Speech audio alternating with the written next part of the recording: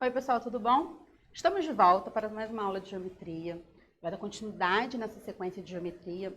Hoje a gente vai rever alguns conceitos sobre quadriláteros e aprender um pouco mais sobre eles.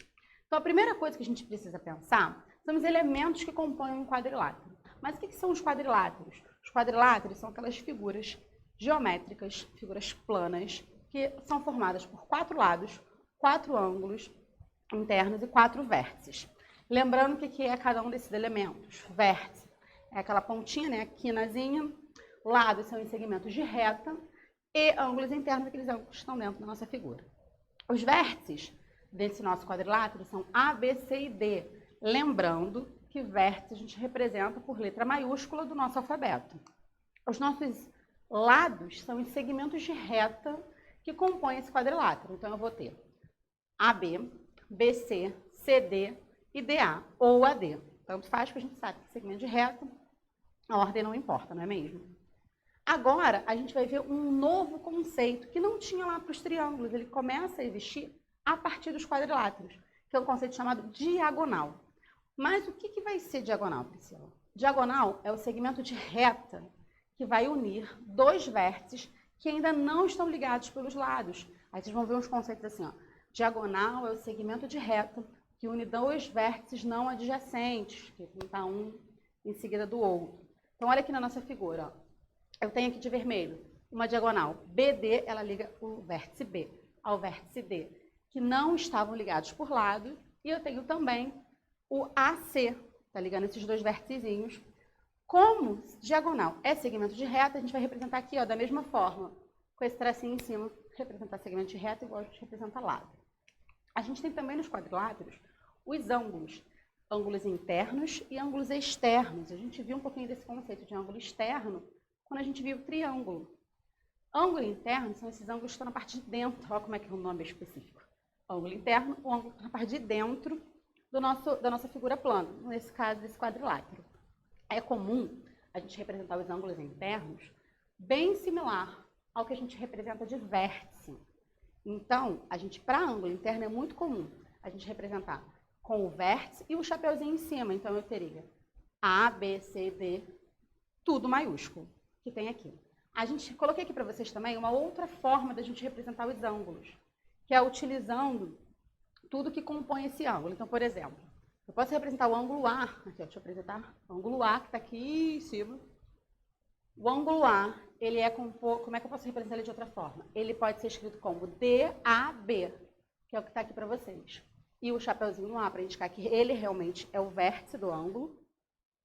E os outros 2 são os segmentos de reta que formam esse ângulo. E os ângulos externos são aqueles ângulos que são formados pelos prolongamentos dos lados. Então, observa aqui no C. Prolonguei o lado BC e eu tenho esse ângulo C minúsculo e externo, ele está do lado de fora disso. A gente vai aprender um pouquinho mais sobre ângulos internos e externos no nosso próximo encontro.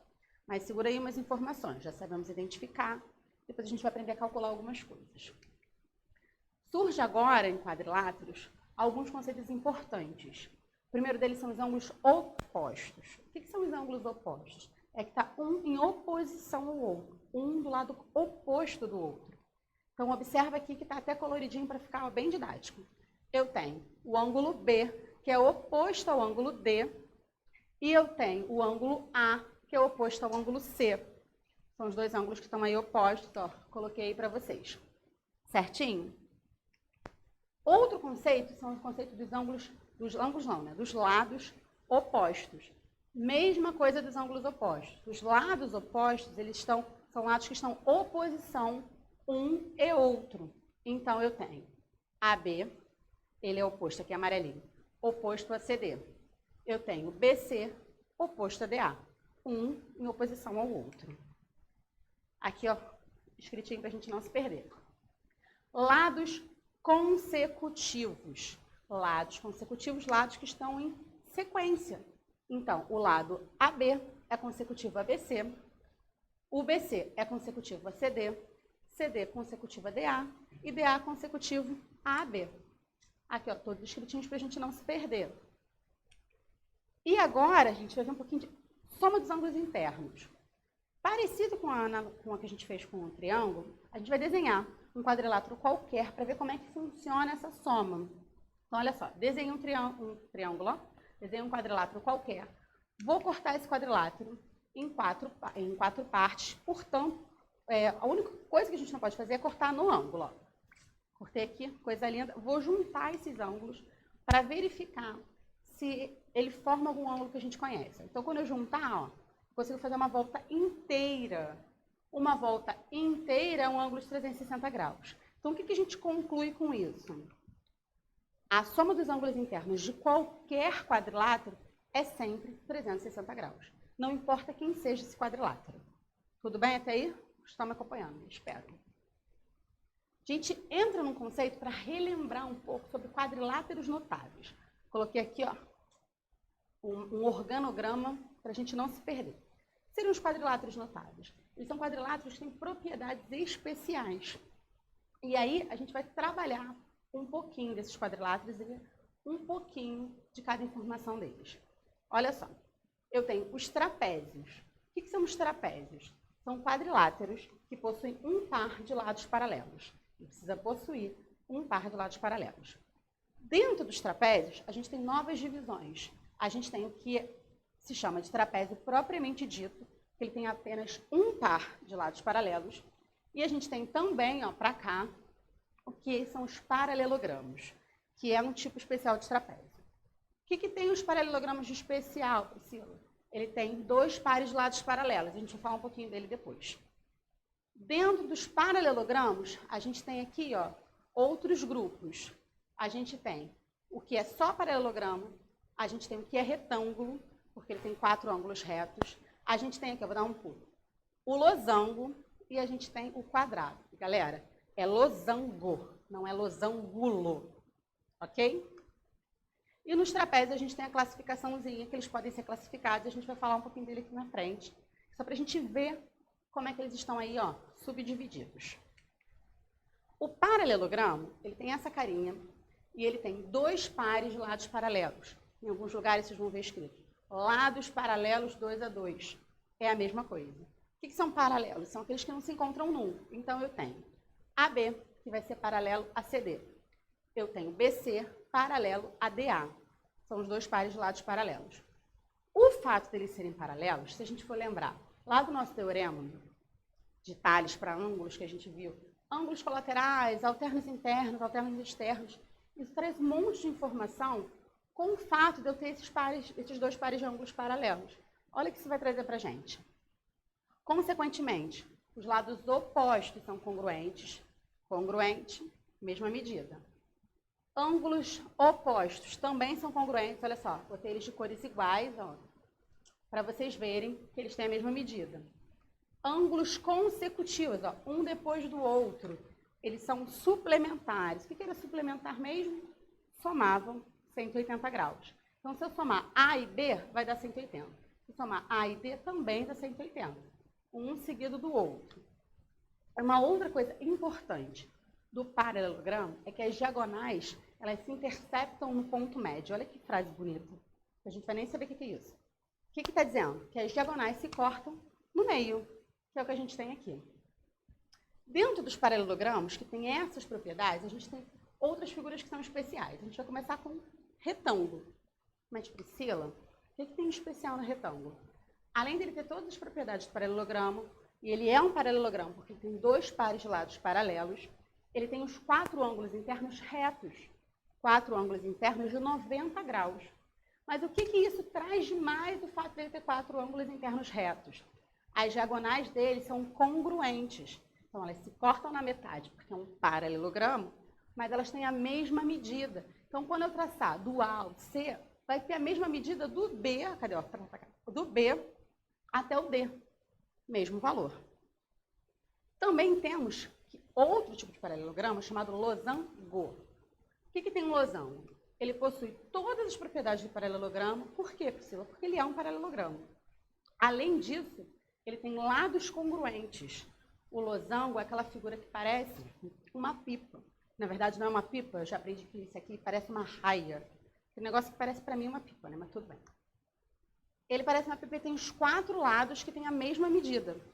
Então, os lados dele são dois pares de lados paralelos e todos os lados congruentes. O que mais tem de importante no losango? Além disso, olha aqui a minha figura com diagonal. As diagonais do meu losango, elas são perpendiculares. Perpendicular é o quê? Forma 90 graus. Então, aqui, olha os meus 90 graus assim. Além delas serem perpendiculares, elas são bissetrizes quando elas são traçadas. O que é bissetriz? Bissetriz é aquilo que corta o ângulo ao meio.